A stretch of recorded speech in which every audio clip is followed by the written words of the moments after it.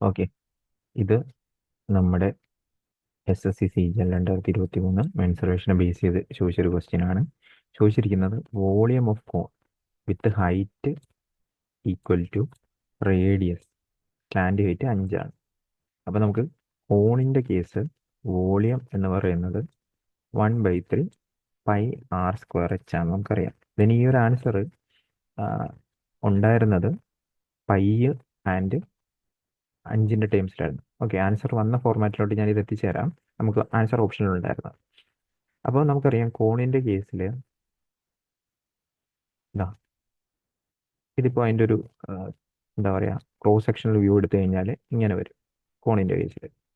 അപ്പോൾ ഇത് slant height ആയിരിക്കും അല്ലേ? ഈ പറയുന്ന ഞാനിപ്പോൾ റെഡിങ്ങിൽ വരയ്ക്കുന്നതാണ് അതിൻ്റെ സ്ലാൻഡ് ഹൈറ്റ്.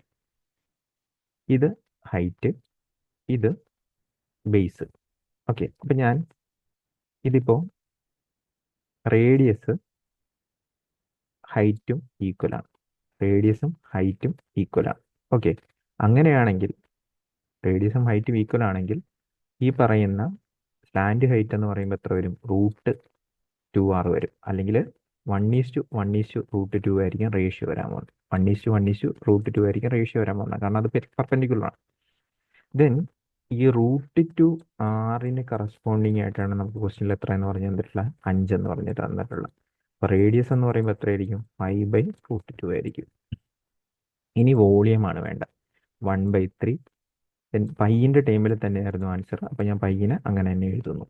r²ന് പകരം എന്ത് ചെയ്യണം? 5/√2. 5/√2. ദെൻ നമ്മുടെ ഹൈറ്റ് എന്ന് പറയുന്ന റേഡിയസിന് ഈക്വൽ ആണ്, സോ 5/√2. ഇനി ഇത് ചെയ്ത് കഴിയുമ്പോഴത്തേക്കും ഇവിടെ 125 വരും, ഒരു പൈ വരും. ദെൻ ഇത് തമ്മിൽ മൾട്ടിപ്ലൈ ചെയ്യുമ്പോൾ 2 വരും. ദെൻ ഇൻറ്റു 3 6 വരും. 6√2 എന്ന് പറഞ്ഞു വരും. ഇതായിരുന്നു നിങ്ങളുടെ ആൻസർ ഓപ്ഷനകത്ത് ഉണ്ടായിരുന്ന ആൻസർ. സോ ഇതാണ് ഈ ഒരു ക്വസ്റ്റ്യൻ്റെ ഫൈനൽ ആൻസർ ആയിട്ട് വരുന്നത്.